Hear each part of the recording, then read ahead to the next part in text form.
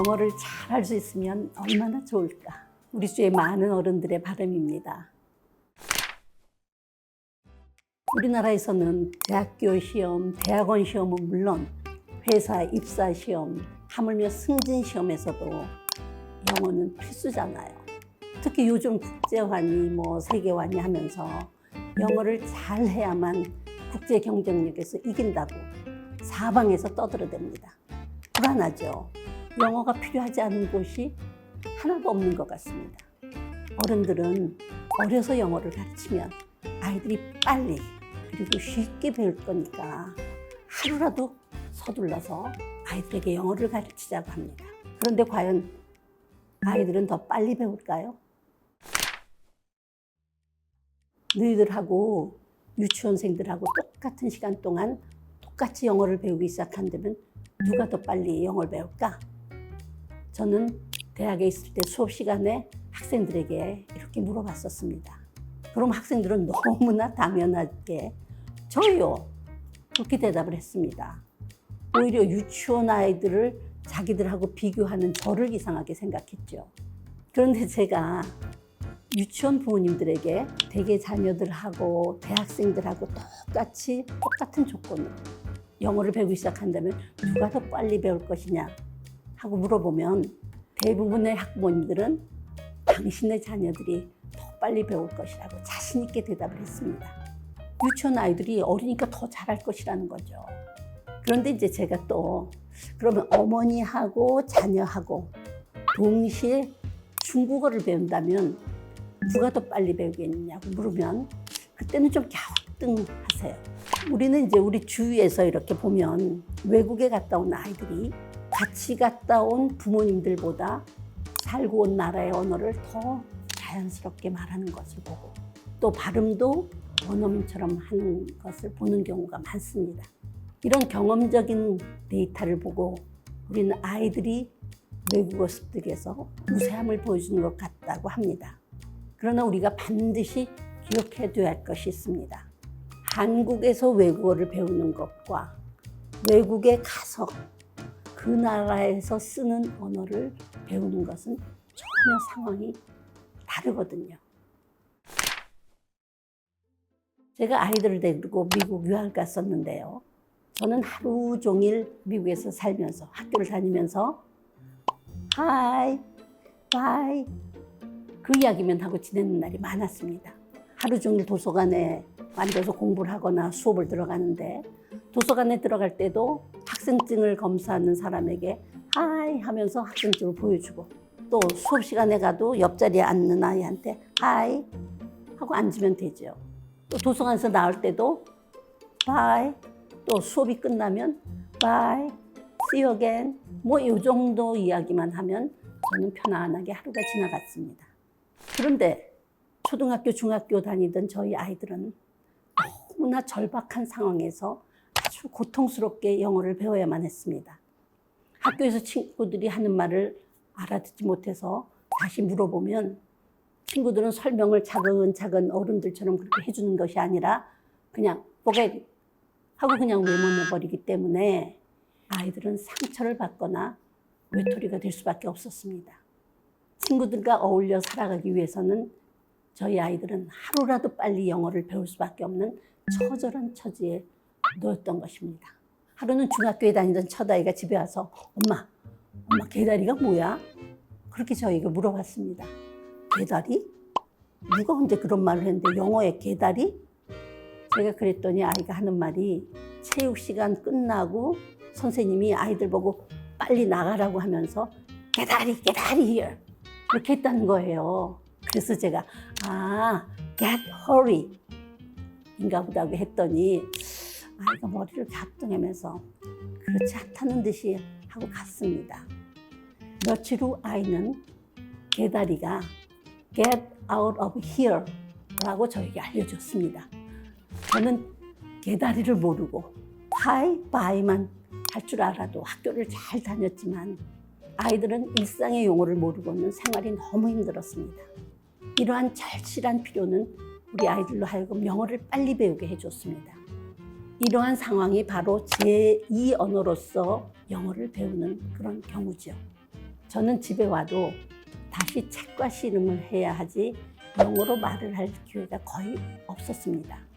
아이들은 학교에서도 계속 친구들하고 선생님들하고 이야기를 나누어 했고 집에 와서도 또 많은 시간 텔레비전 앞에 앉아 있었습니다.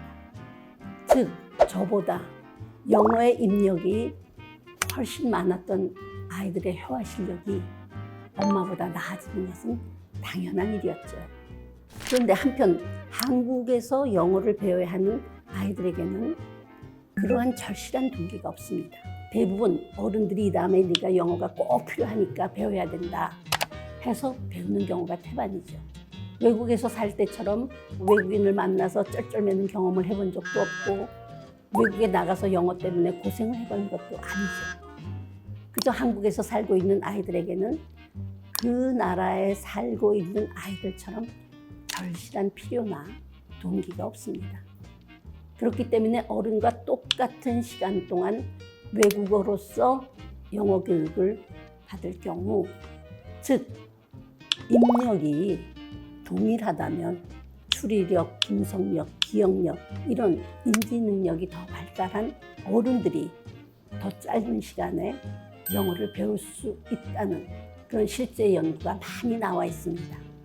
아이들의 특성 중에 하나가 빨리 잊어버리는 것이라는 사실도 조기 영어 교육에서 간과해서는 안 됩니다. 외국에서 살다 온 아이들이 어른보다 외국어를 잘하는 것 같지만 어린아이들이 사용하는 언어는 훨씬 단순하고 실생활에 관한 언어이기 때문에 한국에 돌아와 주위에서 영어를 사용하지 않으면 그냥 쉽게 잊어버리고 맙니다. 어릴수록 잊어버리는 속도는 더 빠르죠. 그렇기 때문에 지속적으로 할 수 없다면 굳이 어려서 가르치라고 많은 돈과 시간을 낭비할 필요는 없죠. 많은 사람들이 일찍 외국어를 가르치자고 하면서 주장하는 것이 어려서 가르치면 발음이 좋다는 것입니다. 그러나 실제 우리나라에서 어린아이들에게 영어를 가르치고 있는 사람들은 대부분 한국 사람이죠.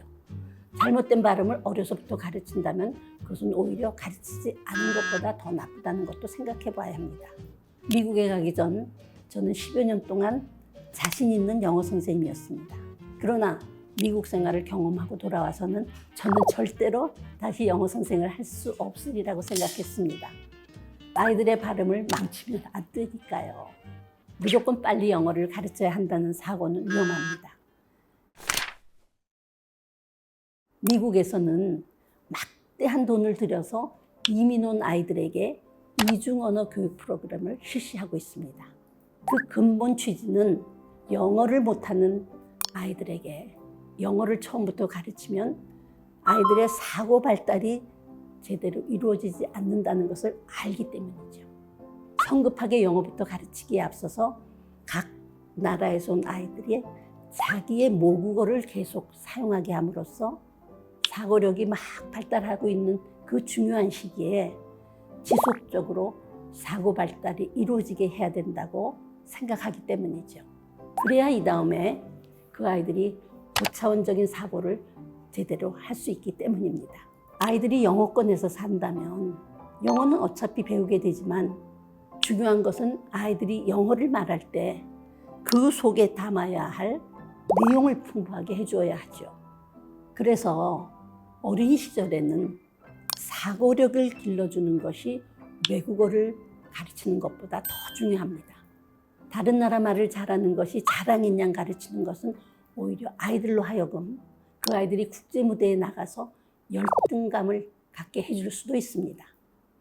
우리 모국어부터 제대로 가르치고 자신만만한 아이로 키우고 서로를 신뢰하는 그런 고운 마음씨를 가르치는 것이 외국어를 일찍 가르치는 것보다 더 중요합니다.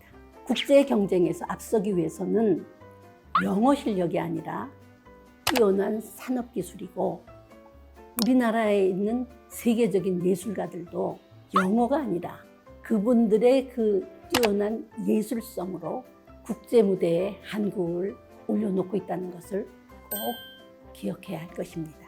우리나라의 어린아이들이 외국어로서 영어를 배워야 하기 때문에 무조건 빨리 가르치려고 하지 말고 모국어로 더 풍성하게 사고를 할 수 있도록 키워줘야 할 것입니다.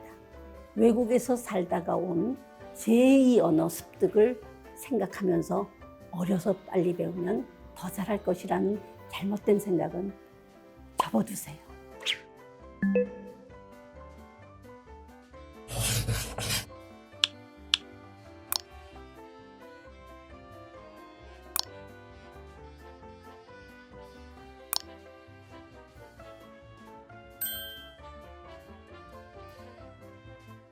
그리고 우리나라에서 우리 아이들이 우리말로 정말 즐겁게 자기를 표현하고 자기를 키울 수 있도록 키워주세요.